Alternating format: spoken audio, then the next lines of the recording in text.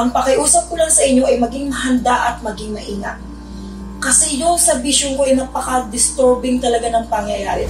Nandoon yung mga taong ilan namatay kasi biglaan talaga ito.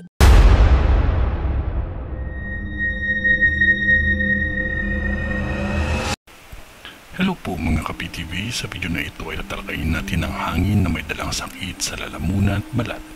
Nakikitil ng madaming buhay sa dalawang probinsya na ito ayon sa mga visions ni Madam Rudy Baldwin. Pero kung ikaw ay hindi pa nakasubscribe sa aking channel, baka naman.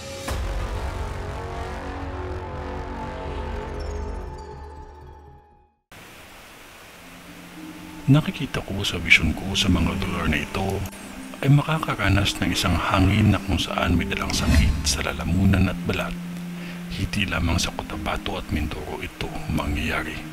Halos buong Pilipinas, ngunit sa dalawang lugar na ito ay mabilis kumalat ang sakit. Lindol sa lupa at tubig ay dadanasin ng Cotabato at Mindoro. May yayanig na malakas na lindol na nagdulot ito ng madaming pinsala. Pagyanig sa tubig na kung saan ay may tsunami na mangyayari pa lamang. Biglaan itong mangyayari sa hindi inaasahang panahon.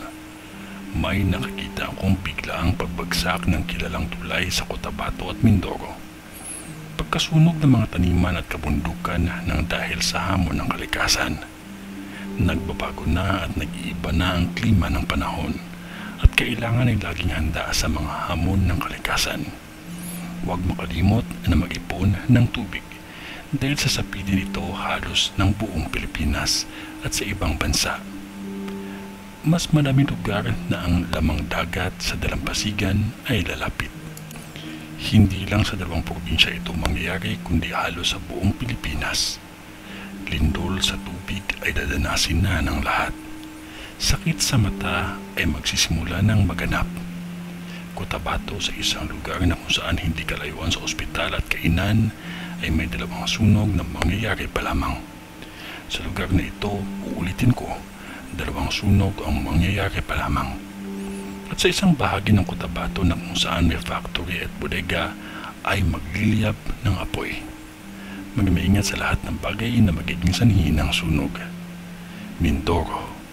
Ang isang sunog ay hindi ito kalayuan sa City Hall. At ang isang sunog ay hindi ito malayo sa kalsada. Halos tupok buong barangay at hindi nakaligtas ang barangay hall. May nakikita akong isang gasolinahan na masunog.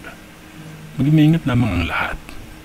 May nakikita din akong aksidente sa himpapawid at mga sasakyan sa Cotabato at Mindoro. Lagi lamang nating tandaan ang huwag makalimot ang manalangin tayo sa Kanya palagi dahil Siya ang ating sandigan. Sa ngalan ng Diyos Ama, ng Diyos Anak, at ng Diyos Espiritu Santo. Amen.